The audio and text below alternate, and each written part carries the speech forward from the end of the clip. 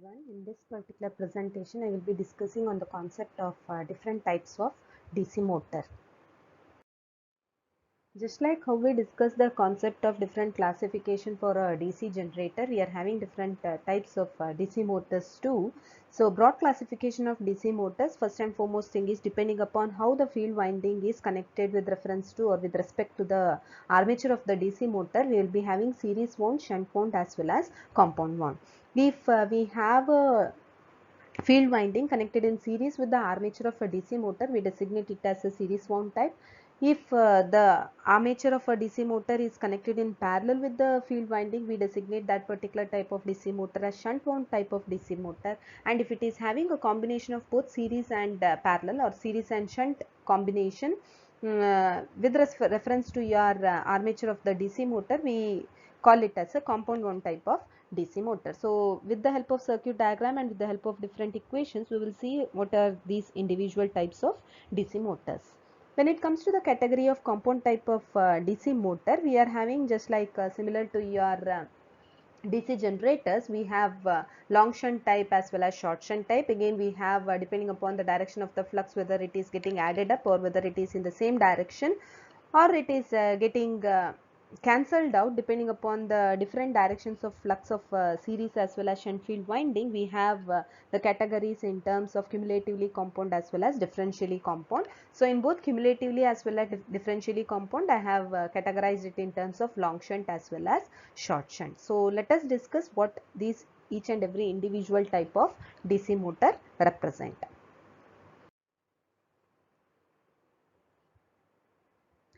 This is the first type based upon the connection of the field winding. So first category, that is DC shunt type of motor. So here if you look into this particular circuit representation, this whatever the motor representation is there, it is nothing but the armature part of the DC motor, and this particular coil which is in the form of an inductor represents the field winding. So here if you see the field winding connection with reference to your armature part of a DC motor, both are connected in parallel. So since it is connected in parallel, that is your armature of a DC motor is connected in parallel with the field winding, it is designated as DC shunt type of motor. So as you already know what is this particular motor mean, it is going to accept the electrical input and it is giving us the output in the form of mechanical energy or mechanical power. So here the input we are going to start to apply from this particular side, wherein I have applied or marked the voltage as V, which is nothing but the supply voltage or applied voltage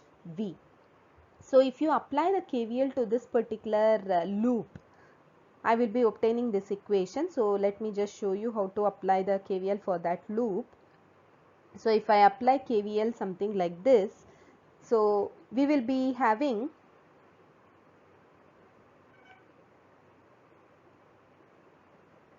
So let me apply the KVL in this particular direction. So here it is starting with the applied voltage V. So it is plus V and it is coming over here. So it is minus IA into RA, that is armature of your DC motor, which is designated as the drop across the armature, nothing but IA into RA, and we know already what is this back EMF is. So it is always opposing the applied voltage or the supplied voltage V, that's why it is termed as back EMF, or EB is the notation for your back EMF. So I have applied KVL for that particular loop and I am getting this particular equation, that is V minus IA into RA minus EB is equal to 0. So from this I can write what is the value of V. V is nothing but IA into RA plus EB, or it is written as EB plus IA into RA. Now I am just going to multiply IA with both the sides. So LHS I am going to multiply it with IA, and RHS also I am going to multiply it with the term of IA. So if I multiply this with the IA, it is nothing but V into IA. So this entire term is multiplied with IA, which means that it is EB into IA plus IA square into RA. So you already know you are going to apply the electrical input and you are going to obtain the output in the form of mechanical energy or mechanical power. So here this side it is nothing but the electrical part and this side it is the mechanical part. So EB into IA, I can designate it as a mechanical power. So that's why EB into IA is designated as mechanical power over here. So here I am having V into IA. So this left hand side as well as right hand side of the expression, first equation, I am going to just multiply it with IA, and I am going to obtain this equation of V into IA is equal to EB into IA plus IA square into RA. So this EB into IA, this EB into IA is nothing but the mechanical power which is developed in the armature part. V into IA is nothing but the electrical power input what you are going to apply to the DC motor. So you are going to apply the electrical input in the form of V into IA. So voltage is nothing but electrical term, IA, that is current, is also an electrical term. So here EB stands for the mechanical term, that is back EMF. So it is designated in terms of a mechanical power which is developed in the motor. So it is designated as PM. So here instead of EB into IA, I am just going to replace it with the term of PM.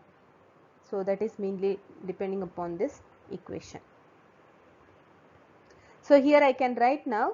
So if I take this EBIA term over here, it is PM is equal to V into IA minus IA square into RA, where PM is the mechanical power, that is the output power from the DC motor. V into IA is nothing but the electrical input power. IA square into RA, we have already seen the losses in the motor, so which is nothing but IA square into RA is designated as a copper loss in the armature, which is going to occur in the armature part of the motor. So this IA square into RA is a copper loss. So out of your entire input power, what you are going to have in terms of an electrical input, that is V into IA, this much power is getting lost. So it is now the mechanical power equal to V into IA minus IA square into RA. So if you look into this particular equation, if I want to find out what is the maximum mechanical power and what is the condition to get the maximum mechanical power, if you look into this particular equation, here V is a constant term which is your applied voltage. So once you are going to apply the input, unless and until you are going to obtain the output, you will be considering that as the supply. IA is a variable term. Here IA square, again IA is a variable term. RA is also, you are going to design it for a constant value of RA, that is armature resistance. Now only variable term over here is IA. So if I just differentiate this dPm with respect to IA, that is PM with respect to IA, if I differentiate and if I equate it to 0, I will be getting what is the maximum possible condition for the mechanical output power to be obtained. So this is your equation, dPm divided by dIA, equate it to a 0 value. So if I differentiate this particular term with reference to or with respect to IA, V into IA, so V is the constant term over here. So it is V, IA differentiation of IA will be equal to 1 itself minus IA square differentiation is 2 into IA. So it is written as 2 into IA. RA is the constant term. So write it as RA itself and equate it to 0. So if I equate it to 0, so if I equate this particular term to 0, I can write it as V is equal to 2 times the drop across the armature, that is IA into RA. In other terms, if I want to write the equation for drop across armature, I can write the term IA into RA as equal to half of the applied voltage or supply voltage. So it is V divided by 2. So that is what I have written in this particular equation. So now I am getting the value of IA into RA as equal to V divided by 2. But you know that V value is equal to EB plus IA into RA. So this is the equation what we have obtained by application of KVL from the input towards your motor armature part. Now I know what is this particular value of IA into RA, which is nothing but V divided by 2. So instead of Ia into Ra, I can just substitute it as equal to V divided by 2. So V value will become equal to Eb plus V divided by 2.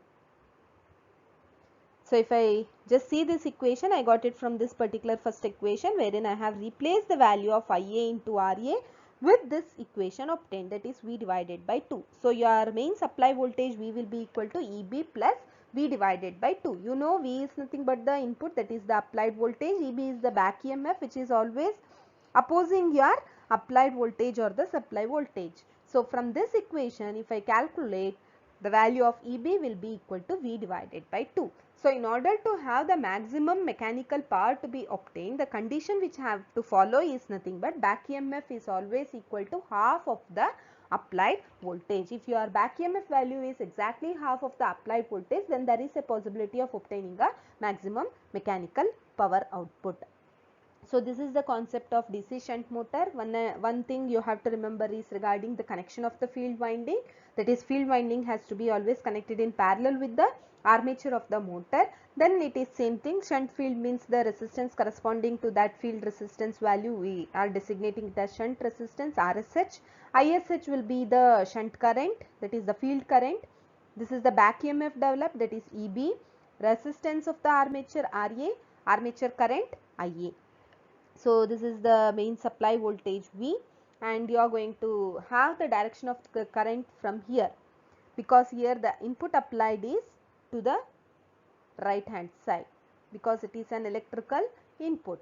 So it is going to take the directions from here, then here. If you look into the previous concept of DC generator, you are applying the input in the form of mechanical. So mechanical input is applied in this particular part, so the direction of the current was outward from the generator, whereas here it is inward to the motor. So that is the change you can find in the circuit diagram. So always make sure that you are going to follow this particular circuit in order to represent the DC shunt motor. So this is the condition wherein I can find what is the condition for maximum mechanical output power to be obtained with regard to the back EMF as well as the supply voltage, that is EB value is always equal to half of the applied voltage. So next let me see what is DC series motor. So this is the circuit diagram for a DC series motor. So series means the field winding should be connected in series with the armature. Once again here the input is applied over this part. So it is supply voltage V. So the direction I have taken it from here. So if I mark it as ISC also one and the same, since it's a series connection, both your IA value and the series field current will be same. So series resistance, we are going to represent it by a term called as RSE. Armature current is Ia, back EMF is Eb, once again Ra is the armature resistance. So now if I apply the KVL for this particular circuit, so again I am going to apply it from the input side itself. So the direction I am going to assume something like this, wherein V is focusing towards plus sign, so it is V minus the field current. So this can be also taken as equal to the field current ISE, series field current ISE. So instead of writing it as ISE, I am assuming it as IA itself, because it's a series connection, both the current values will be same, and the corresponding resistance value here it is the series field resistance RSE, minus it is having a drop across the armature in terms of IA into RA, then it is having a back EMF developed, so it is minus EB, which is equal to 0. From this, if I want to calculate what is V, I will be getting this particular equation. So V can be written as equal to EB plus IA into RA plus IA into RSC. So this is regarding your DC series motor. So since it is a series combination, if I am trying to increase the load, so if I increase the load over here, obviously the armature current is going to increase. If the armature current is going to increase, it is going to in turn increase the flux also. So everything is interdependent, and if I want to decrease, again I have to decrease the load, decrease the armature current, decrease the flux. So this concept holds good for DC series motor. Last type of category or classification we have is in terms of DC compound motor. What is this DC compound motor? It is a combination of both series winding as well as the shunt field winding. So I am having a field winding. How the field winding is getting connected? Depending upon that, it is categorized either as a long shunt type of DC motor or short shunt type of DC motor. So if you see here, the armature part is connected in parallel with the series field winding as well as the shunt field winding connected in series. So series field winding and shunt field winding will be connected in series. With this combination, you have the armature connected in parallel. So these two will be the series combination, and this entire combination is connected in parallel with the armature of a DC motor. So now it means that it is called as a long shunt type of DC motor. That's why it is designated as long shunt. If you look into this particular diagram, the armature is connected in parallel with only the shunt field winding. It is not connected in parallel with these two connected in series, just like this.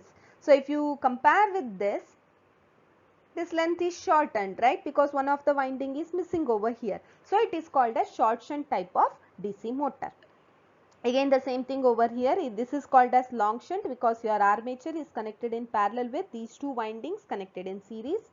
This is called as a short shunt type of DC motor because it is having a connection of armature in parallel with only the shunt field winding. That's why these two are designated as short shunt DC motor. Then what is this cumulatively compound as well as differentially compound type of motor? You already know, if I am having the direction of the flux, that is the contribution of the flux from the series winding as well as the shunt winding, if they are in the same direction. If you see here, Y is getting connected with Z. If you see here, YY is getting connected with Z. So this is differentially compounded, which means that the direction of the flux in these, Y is connected to Z, the direction of the flux in these combination is same, means it will get added up. If it is getting added up, we call it as cumulatively compound type of motor.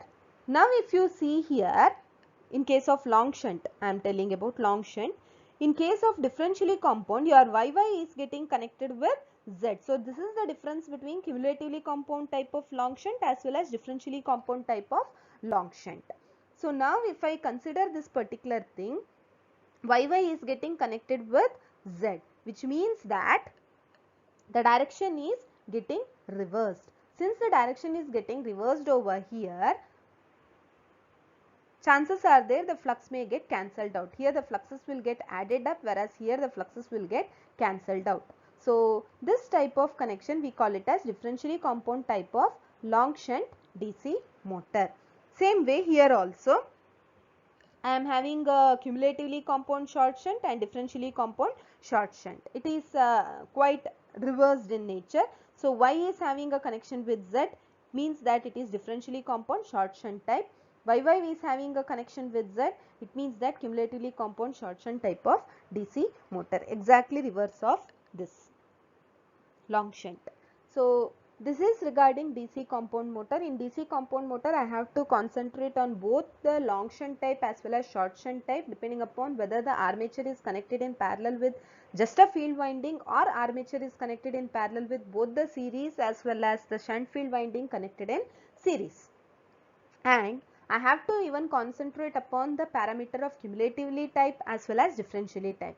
If the flux is getting added up, if the direction of both the series field winding as well as shunt field winding is same, then the flux is going to get added up, which means that it is a cumulatively compound type of DC motor. If I am having the flux in different directions, if it is following a opposite direction, it means that chances are there the flux may get cancelled out. It is called as differentially compounded type of DC motor. So that is regarding the classification of DC compound type of motor. Hope you understood how we are going to classify DC motor depending upon how the field winding is having a connection with reference to the armature part of a DC motor, how to write the equations in terms of the application of KVL for each and every individual type of motor. When it comes to the concept of DC shunt type of motor, what is the maximum power condition, that is maximum output power in terms of mechanical output. If I want to obtain, what is the condition I have to follow for the back EMF as well as the applied voltage, which we found it to be or determined it as EB value should be exactly equal to half of the applied voltage or the supply voltage. Second, we discussed regarding the concept of series motor, that is DC motor, wherein we have the combination of the field winding connected in series with the armature of the motor. And third classification was depending upon the compound type of motor, wherein we have discussed both the types in terms of long shunt, in terms of short shunt, as well as in terms of cumulatively type as well as differentially type of compound motor. Hope you understood the concept of this classification, which is one of the most important concepts in DC motors. So thank you for listening.